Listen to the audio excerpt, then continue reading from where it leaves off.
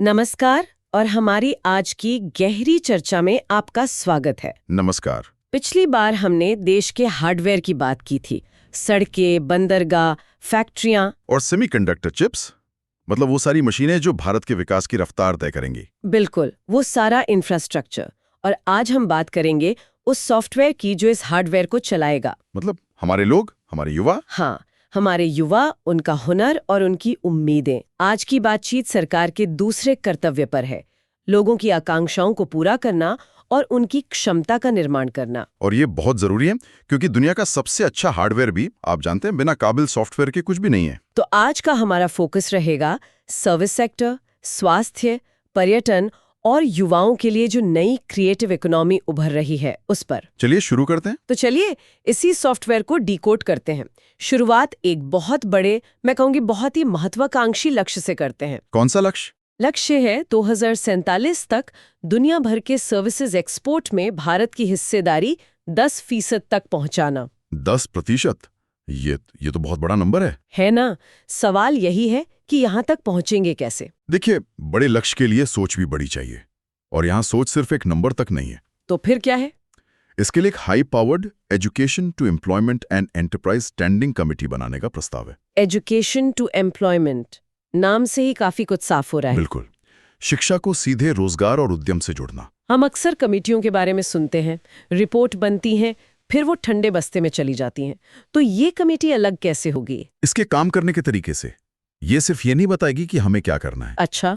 ये कमेटी ये भी पहचानेगी कि विकास, रोजगार और निर्यात के लिए कौन से सेक्टर, मतलब जिनमें सबसे ज्यादा पोटेंशियल है। ठीक है, और यहाँ एक बहुत दिलचस्प मोड़ आता है। बताइए। ये कमेटी आर्टिफिशियल इंटेलिजेंस, मतलब एआई जैसी नई टेक्नोलॉजी का नौकरियों और स्किल्स पर क्या असर पड़ेगा, ये तो बहुत जरूरी है। उसका भी आकलन करेगी। तो ये एक तरह से फ्यूचर प्रूफिंग है। मतलब हम सिर्फ आज की नहीं, कल की चुनौतियों के लिए भी तैयार हो रहे हैं, जैसे एआई से नौकरियां जाने का डर। बिल्कुल, ये रिएक्टिव नहीं, प्रोएक्टिव प्लानिंग है।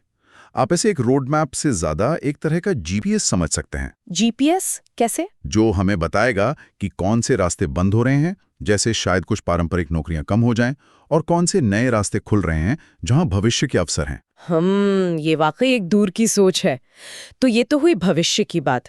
लेकिन अगर हम आज की बात करें, सर्विस सेक्टर का एक बहुत बड़ा हिस्सा है हमारा हेल्थ केयर सेक्टर। हाँ, और उसमें भी बहुत कुछ हो रहा है। हील इन इंडिया का नारा भी तो इसी तरफ इशारा करता है। सही पकड़ा आपने।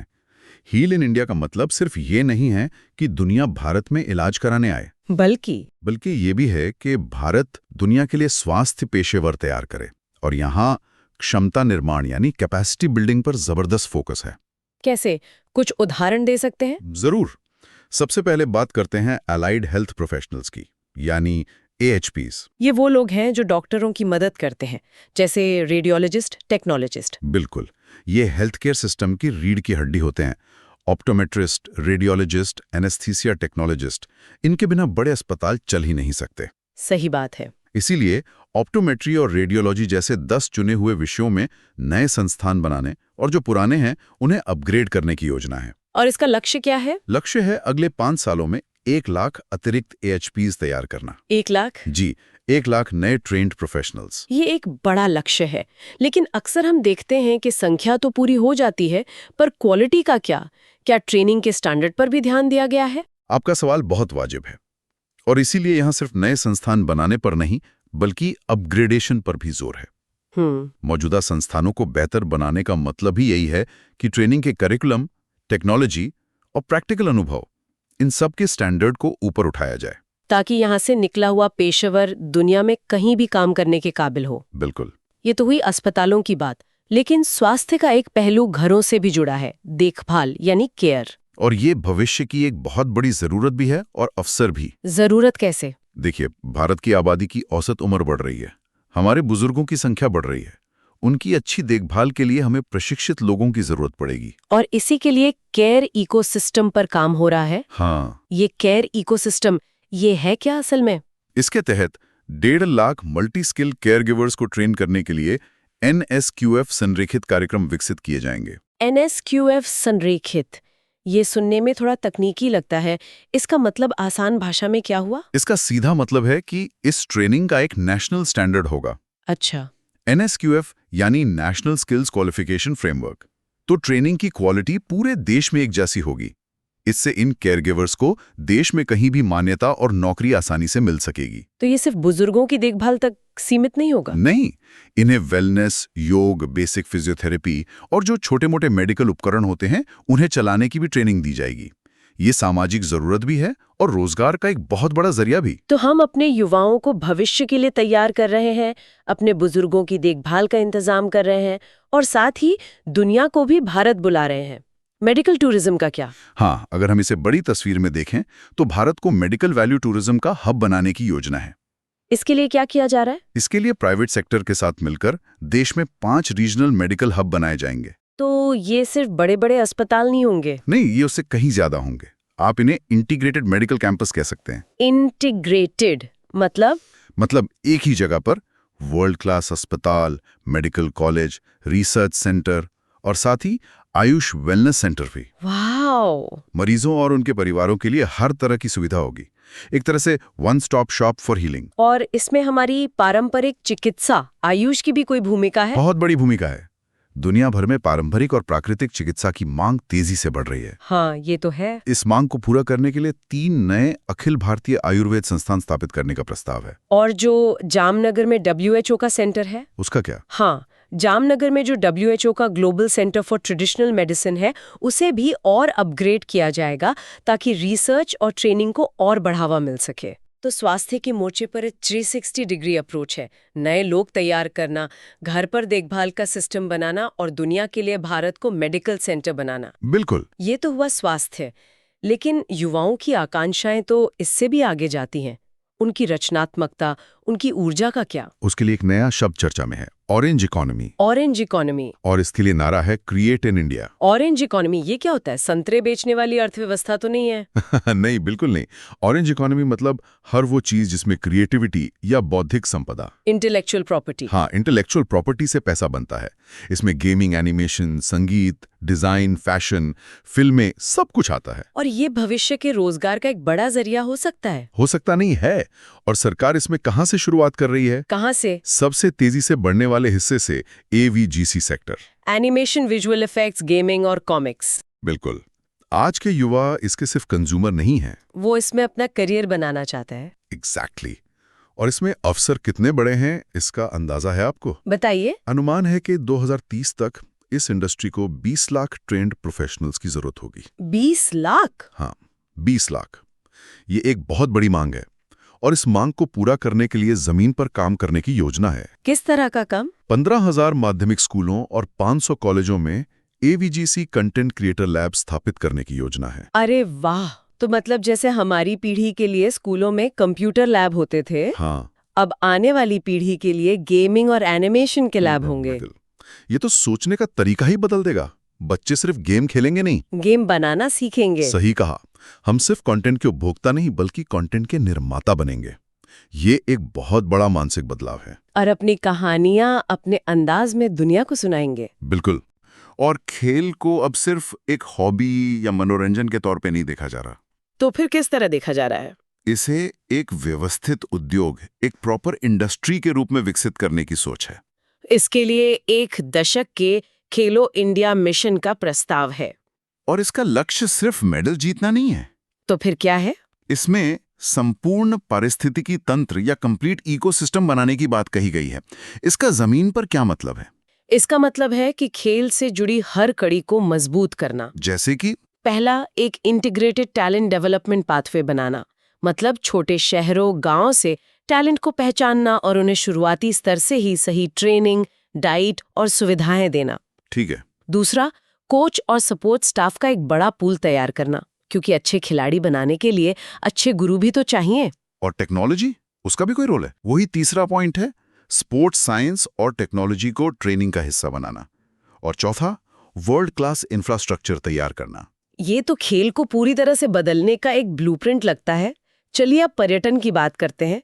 यहाँ भी कुछ बहुत ही अनोखी पहलें दिख रही हैं। हाँ, पर्यटन में अब सिर्फ पुराने किले और मंदिर दिखाने से आगे की सोच है।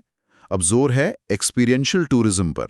अनुभवात्मक पर्यटन। हाँ, लोग अब सिर्फ देखना नहीं, कुछ महसूस करना चाहते हैं, कुछ नया अनुभव करना चाहते हैं। जैसे जैसे कि नए ट्रेल्स विकसित करने की योजना है। हिमाचल, उत्तराखंड, जम्मू कश्मीर में पहाड़ों पर नए ट्रैकिंग ट्रेल्स, पूर्वी घाट में, अराकू घाटी में भी ट्रेल्स बनाए जाएंगे। ये तो प्रकृति प्रेमियों के लिए बहुत अच्छा है, लेकिन इसमें सबसे अनोखी बात मुझे टर्टल ट्रेल्स और बर्ड वॉचिंग ट्रेल्स की लगी। और यही तो नई सोच है। बताइए इसके बारे में। उड़ीसा, कर्नाटक और केरला में जहां कछुए अंडे देने आते हैं, उन जगहों के किनारे टर्टल ट्रेल्स विकसित किए जाएंगे। वाह। और इसी तरह आंध्र प्रदेश और तमिलनाडु में पुलिकट झील के किनारे बर्ड वॉचिंग ट्रेल्स बनाए जाएंगे। टर्टल ट्रेल्स, ये सुन के ही रोमांचक लगता है, लेकिन इसमें एक चुनौती भी होगी, पर्यटन और संरक्षण के बीच संतुलन बनाना। बहुत अच्छा पॉइंट उठाया आपने, और इसका जवाब है इको टूरिज्म। मतलब ये मॉडल ही ऐसा है जिसमें संरक्षण और स्थानीय समुदाय की भागीदारी सबसे पहले आती है। नियम बहुत सख्त होते हैं और कमाई का एक हिस्सा उसी इलाके के संरक्षण और स्थानीय लोगों के रोजगार पर खर्च होता है। तो ये पर्यटन के जरिए पर्यावरण को बचाने का तरीका है। बिल्कुल। और वन्यजीव संरक्षण में भारत की भूमिका को दुनिया के सामने रखने के लिए भी कुछ हो रहा है शायद। हाँ, भारत पहली बार ग्लोबल बिग कैट समिट की मेजबानी कर रहा है। अच्छा। इसमें बाघ, शेर, तेंदुए जैसे बड़े जानवरों वाले 95 देशों के प्रतिनिधि शामिल होंगे। ये संरक्षण के क्षेत्र में भारत की लीडरशिप को मजबूत करेगा। ये सब तो प्रकृति से जुड़ा पर्यटन हुआ। हमारी ऐतिहासिक धरोहर का क्या? उन्हें भी एक नया जीवन देने की योजना है। लोथल, धोलावीरा और सारनाथ जैसे 15 पुरातात्विक स्थलों को हाँ, सिर्फ देखने की जगह नहीं, बल्कि जीवंत, अनुभवात्मक सांस्कृतिक स्थलों के रूप में विकसित किया जाएगा। इसका क्या मतलब हुआ जीवन स्थल? मतलब वहां immersive story telling, light and sound show, virtual reality के जरिए इतिहास को जिंदा किया जाएगा। आप सिर्फ खंडहर नहीं देखेंगे, आप उस दौर की कहानी को महसूस करेंगे। और इन सब अनुभवों को विश्व स्तरीय बनाने के लिए हमें विश्व स्तरीय लोगों की जरूरत पड़ेगी, जैसे कि टूरिस्ट गाइड्स। निश्चित रूप से। और इसीलिए कौशल विकास पर भी जोर है। 20 प्रतिष्ठित पर्यटन स्थलों पर 10,000 गाइडों के कौशल को अपग्रेड करने के लिए एक पायलट योजना शुरू की जाएगी। और ट्रेनिंग कौन देगा? उन्हें किसी IIM यानी भारतीय प्रबंधन संस्थान के सहयोग से 12 हफ्ते की स्टैंडर्ड ट्रेनिंग दी जाएगी। IIM से ट्रेनिंग एक टूरिस्ट गाइड के लिए? हाँ, ये तो सच में खेल का स्तर ही बदल देगा। वो सिर्फ तारीखें और नाम बताने वाले गाइड नहीं रहेंगे। वो भारत की संस्कृति के ब्रांड एम्बेसडर बन जाएंगे। वर्ल्ड क्लास स्टोरी टेलर जो पर्यटकों को एक ऐसा अनुभव दें जिसे वे जिंदगी भर याद रखें। तो कुल मिलाकर देखें तो हमने विकास के लिए जरूरी मशीनों यानी हार्डवेयर पर बात की भाग 2 में। और आज उन मशीनों को चलाने वाले, उस सिस्टम में जान डालने वाले कुशल लोगों यानी सॉफ्टवेयर की क्षमता निर्माण पर विस्तार से बात की है। बिल्कुल। ये एक ऐसा दृष्टिकोण है जो भारत की सबसे बड़ी ताकत, उसकी युवा आबादी, हाँ, उसकी युवा आबादी की क्षमता का सही इस्तेमाल करने पर केंद्रित है। लेकिन भारत की एक बड़ी सच्चाई उसके शहरों के साथ साथ उसके गांवों में भी बसती है। तो अब भारत के दिल यानी गांव की ओर देखने का समय है। सही कहा। हमारा अगला विश्लेषण इसी पर केंद्रित होगा। जरूर। और आज की चर्चा को खत्म करने से पहले बस एक विचार छोड़ जाता हूँ। बताइए। आज हमने कौशल और नई नौकरियों की बात की। एक तरफ AVGC लैब्स हैं, स्पोर्ट्स मिशंस हैं। हाँ, भविष्य की योजनाएं। तो दूसरी तरफ प्रमुख औद्योगिक गलियारों के पास 5 यूनिवर्सिटी टाउनशिप बनाने और हर जिले में स्टेम संस्थानों में लड़कियों के लिए हॉस्टल बनाने का भी प्रस्ताव है। जरा इन सबको जोड़कर देखिए। ये सिर्फ अलग-अलग योजनाएं नहीं है। तो ये क्या दिखाता है? ये दिखाता है कि शिक्षा को अब सिर्फ नौकरी पाने का जरिया नहीं माना जा रहा। ये पूरे औद्योगिक और सामाजिक इकोसिस्टम को बनाने की नींव है। मतलब कौशल, शिक्षा और उद्योग तीनों को एक साथ लाने की कोशिश। बिल्कुल। एक ऐसा संगम बनाने की कोशिश जो शायद आने वाले दशकों में भारत की तरक्की की कहानी लिखेगा। सोचने वाली बात है ना?